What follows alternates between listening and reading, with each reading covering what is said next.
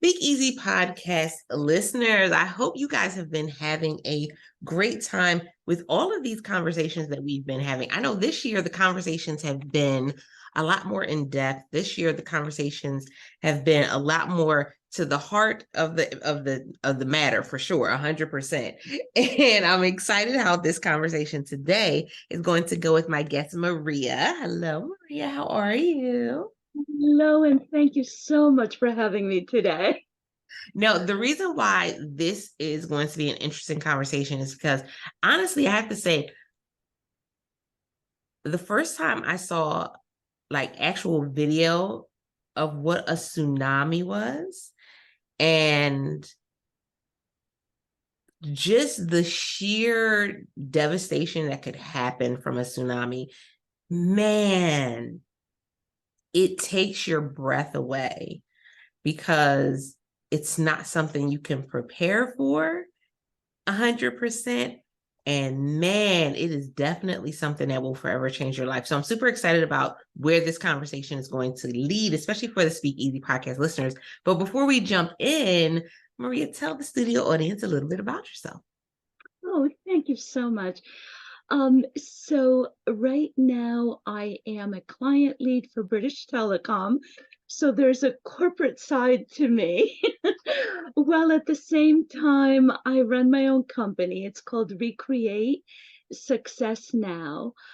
I am an author of a best-selling book called Tsunami to Greatness. And I also teach my course, which is called Life Transformation Mastery.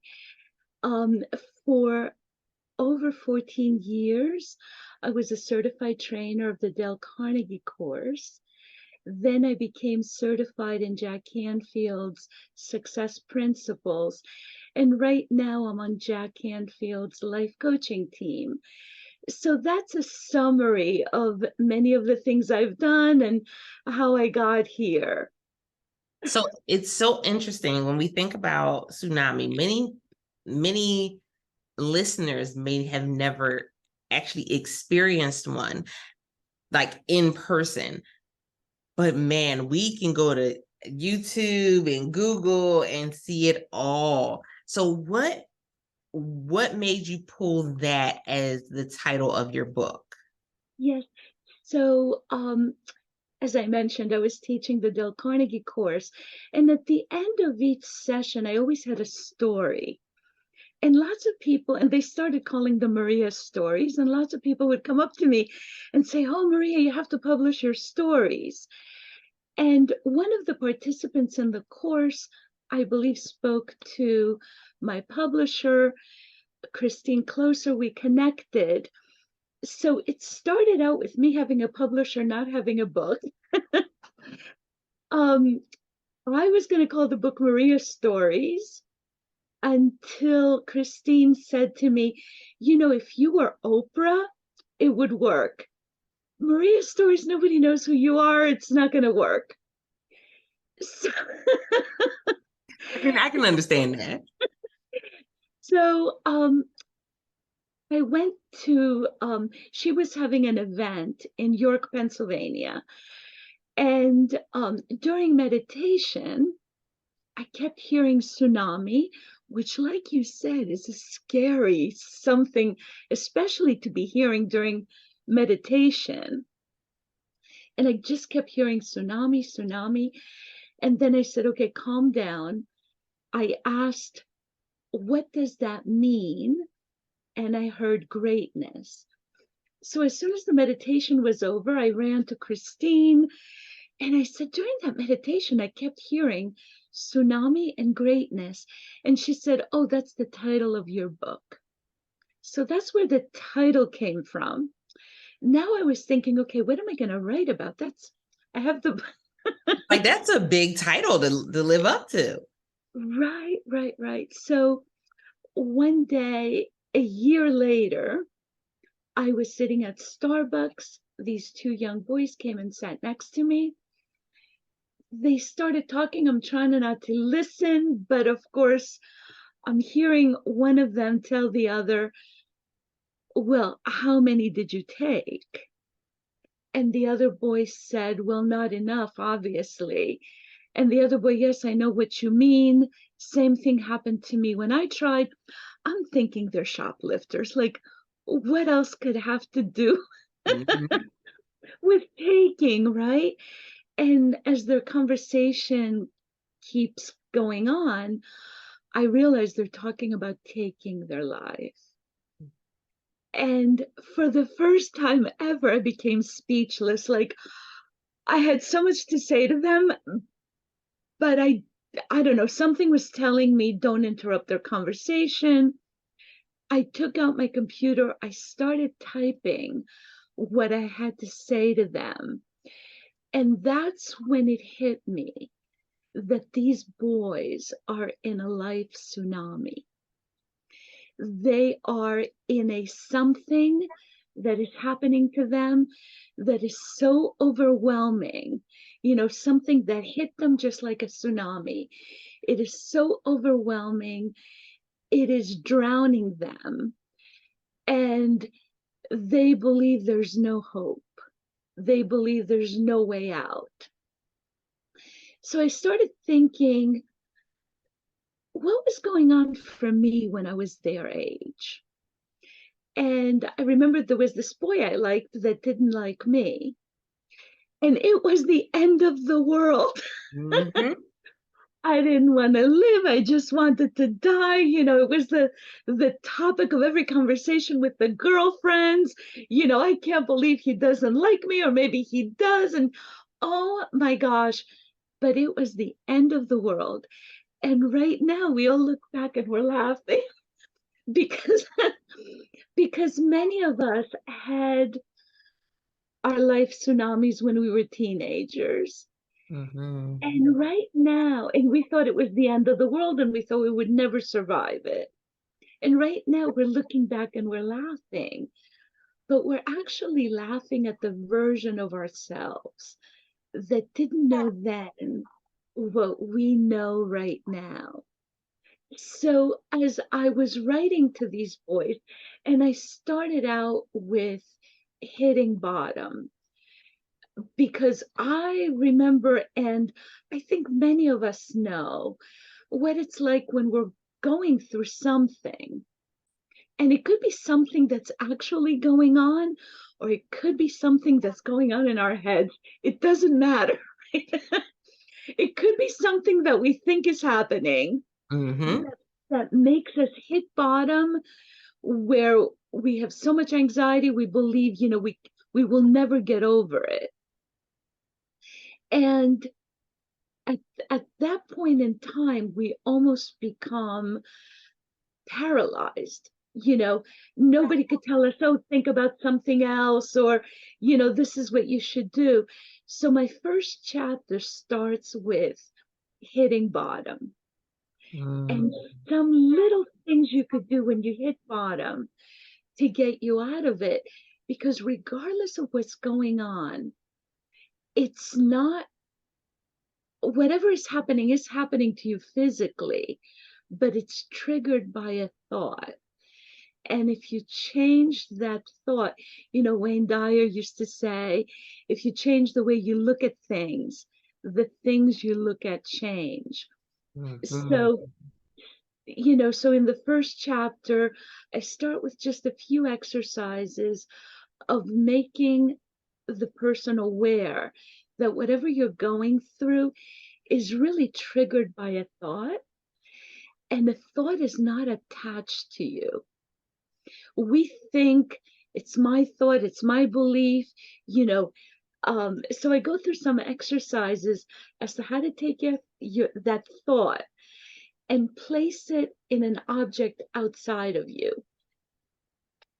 You could put it in here, put it in a glass case, and then just put it down, and it's outside of you. Um, and then I just continue as to what to do once you're not paralyzed totally, and how to notice the sunshine and to begin being grateful. And then moving on and loving yourself. Because if we love ourselves, we wouldn't think of harming ourselves, right? And when we love ourselves, we have the capability to love others with all our heart. True indeed. True indeed. So then trying to give my reader an understanding of themselves, understand the concept of versions of you, and the fact that we're now laughing at the 16-year-old version of ourselves. But guess what? There's going to be a future version of us that's going to be laughing about whatever we're doing right now or whatever we're thinking about right now. So whatever we're stressed about right this moment, you really have to put it, yeah, you really have to understand that there will be some future version of us that will know so much more. And Mhm. it will not be as stressful in the future as it is right now.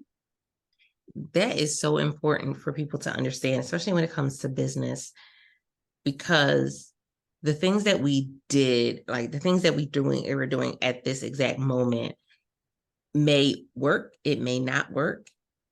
But then years from now, there may be something totally different that we're doing, and we'll look back at where we are at this moment and say, wow, I'm glad I went through that moment. Wow, it felt like it was the worst thing that I could ever have happen in my life. But here, then we went through X, Y, and Z. And I, that thought process of being able to not just understand where you are, but understand that this is a moment. Exactly. Exactly. Absolutely. But also the power that we have in this moment. Every single minute that we are alive, we have the capability to change the future,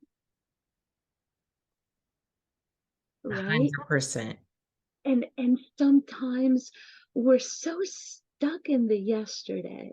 We are so stuck in, you know, whatever thinking is when on yesterday goes on today, without realizing that every single moment of our life, we Mm-hmm. have the capability to just change the future. And how do we change the future? We change it through using all the tools, right? And what I call what I call the tools, you know, the law of attraction tools that basically say, do affirmations, have a visualization of this world being in harmony and in peace. And just imagine for a minute if everyone really truly loved themselves and if everyone truly loved each other, what a different world it would be, right? Mm-hmm. So, and we should all have that vision. We should have, the vision of people being above all the fighting and all the stuff that's happening today that's so devastating. And it puts you in a different headspace too. Something, Speakeasy Podcast listeners, I want you to understand that your thoughts have a lot of power. And when you can not just get yourself into a space where you're changing your thoughts, but also get into the right community of people, that is very, very important. Um, I can tell you that I currently have, people that I can go to and say, hey, I'm dealing with this in the business, dot, dot, dot, dot, dot. And then I still have friends that I can go to, and they may not understand everything that's going on, but I may go to them and say, hey, I just need a prayer partner right now. Hey, hey, I know one of my good girlfriends, whenever I have a transition, when it comes to my home or when it comes to my business, I'm like, hey, we need to do a beach trip. And she's like, let's put it on the books. Let's go. It's a process. And this is why I want to kind of put the pen right here. It's because we need to have a clear understanding of what that process looks like for us. Absolutely. Absolutely. And every person has a different process, right? One of the things I tell my clients is think about what gives you joy. What gives you joy? You Mm-hmm. mentioned the beach, right? for many people, including me, I'm coming to the beach with you. Being at the beach, that's my heaven, right? That's Mhm. where I find total peace. I connect, right? For other people, it might be a walk in nature, right? For other people, it might be turning on a song and dancing away, even though you're by yourself, right? For other people, it might be just singing a song. You know, I actually have a list of silly songs that whenever I could see that my thinking is making a turn I don't like it to take, I start singing my silly songs. And I could share. Would you like to hear some? Sure will.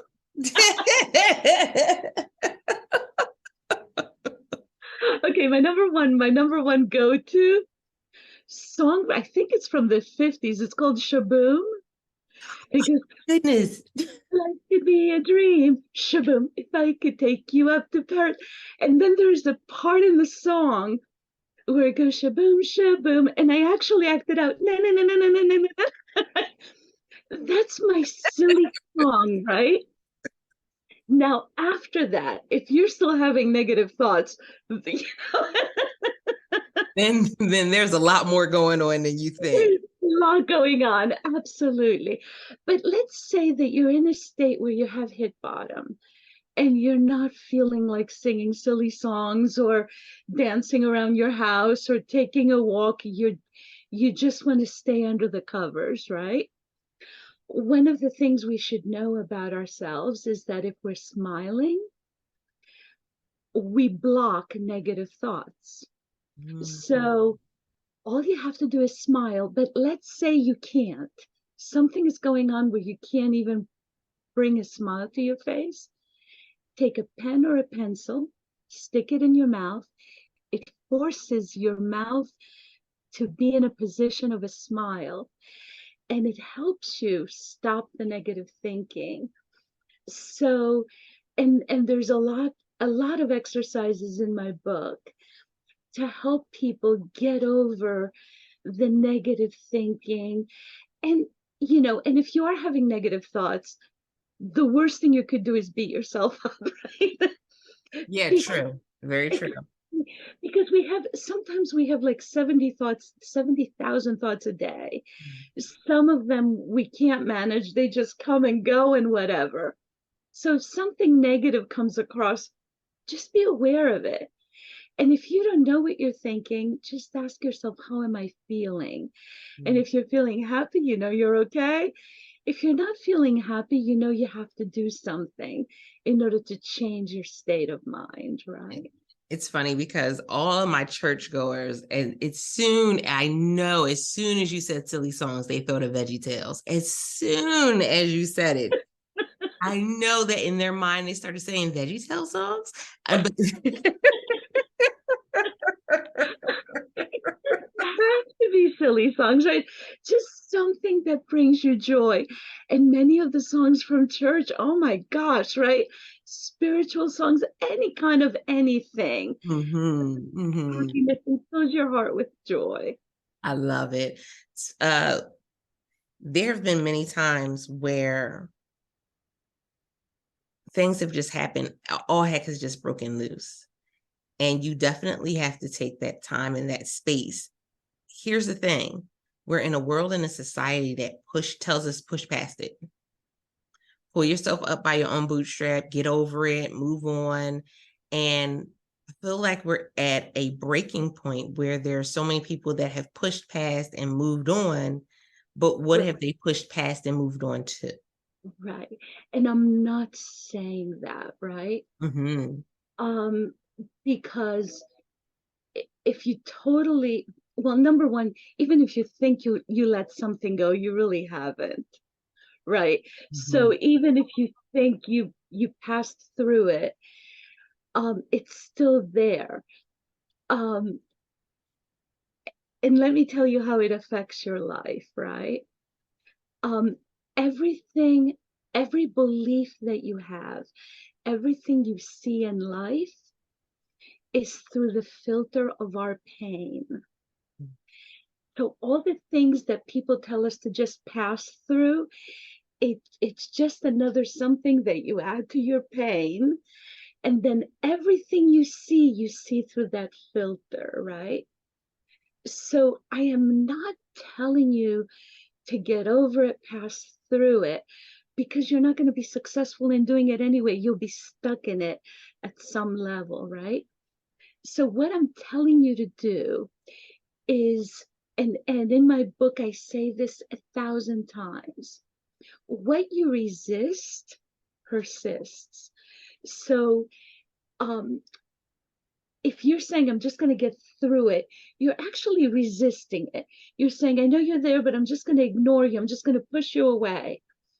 What happens when you push somebody away? They push back even harder. So the more you push, the more it stays. The only way to get rid of it is to embrace it. I'm going to give you a new way to think of this, and it's so hard, and sometimes it makes me angry, but I still do it. Right? If something you don't want shows up in your life, in order to take responsibility of your life, if you don't take responsibility for it, you become a victim, right? If something is going on, if somebody's doing something to you, if whatever is happening, if you don't say, I'm responsible, then you say, this happened to me. I don't know how it happened. I don't know what to do, right? All of a sudden, you're in a victim mentality, and all your thoughts are becoming victim kind of thoughts, which means you're attracting more victim kind of things, which is what you don't want. And I'm telling you that this is really, really hard. But I always say this came into my life, which means at some level of my subconscious, I attracted it in. I brought it in. Something was going on in my subconscious that brought this in. So what you do is you say, welcome. Welcome into my life. I brought you in. Welcome into my life. I know you're supposed to teach me something that I don't want to be taught right now, but welcome, welcome into my life, right? And the minute you welcome it, then you could release it. Then you could let it go. But without acknowledging it and taking responsibility for it, and sometimes it's so hard to take responsibility for something, especially if someone else is doing stuff to you or saying stuff to you. But even in that situation, just say, somehow I attracted this person in my life. Welcome. What am I learning from it? I'm learning, I don't want that experience in my life anymore. So welcome. I learned. Thank you. Goodbye.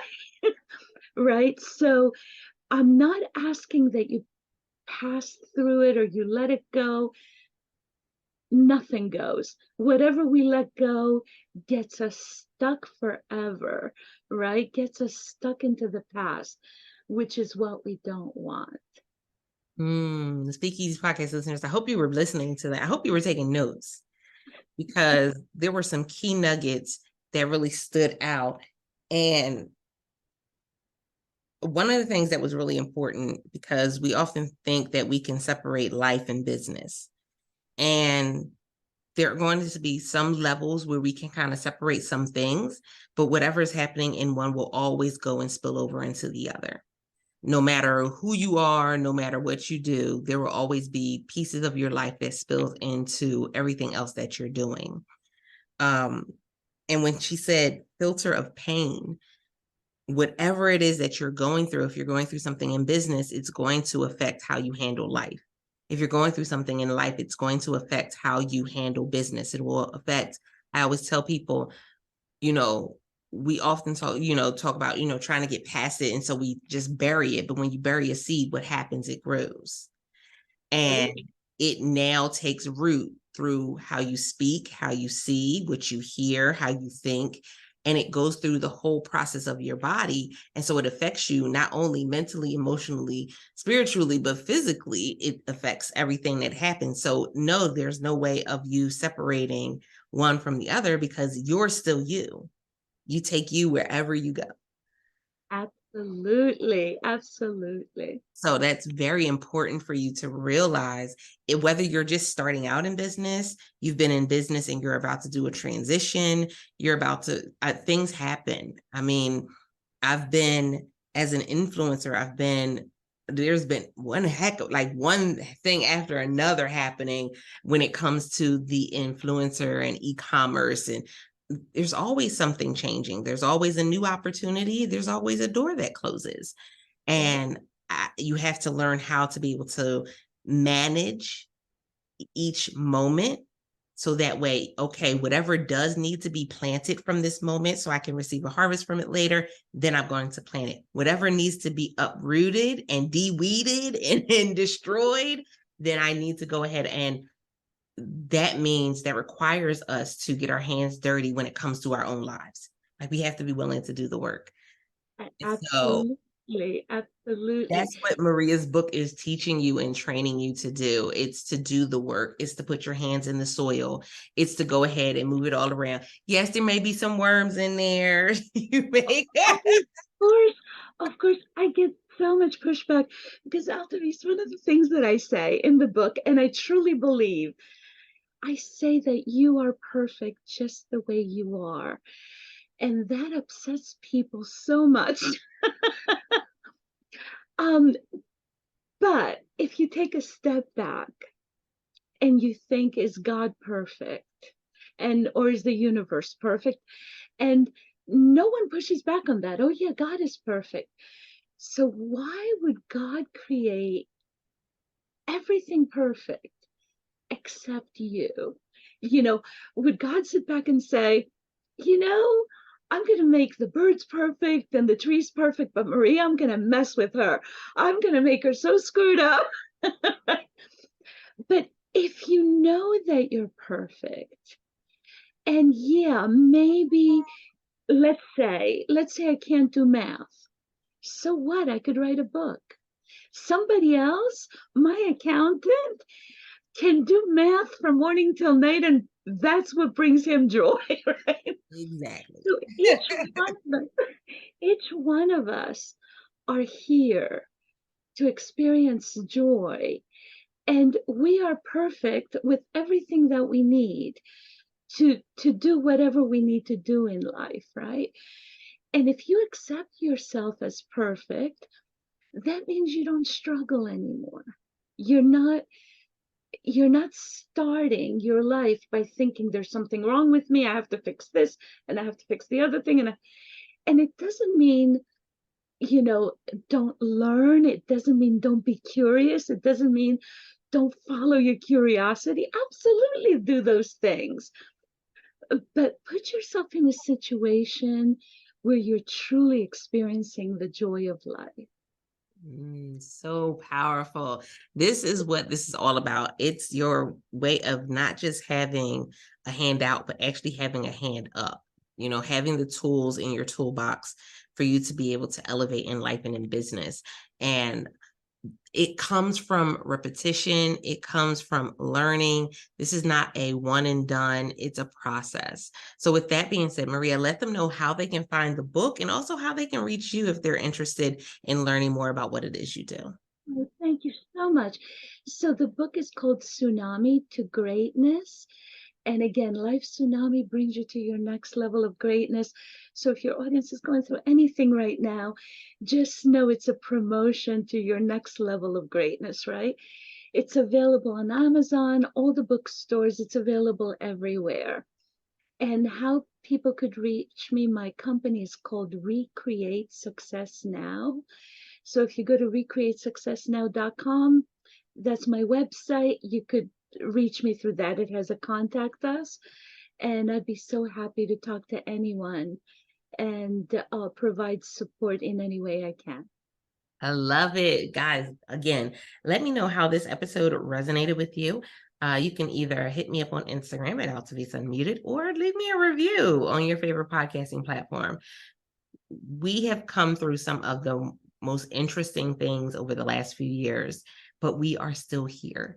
And that means that we get to enjoy life. That means that we get to try new things. That means that we still get to grow and breathe and walk and talk and whatever comes with that. So I want to make sure that each day that you have something to hold on to. With that being said, share this out. Go ahead back, take your notes, but I appreciate you for being here. And don't forget to press it out. See ya.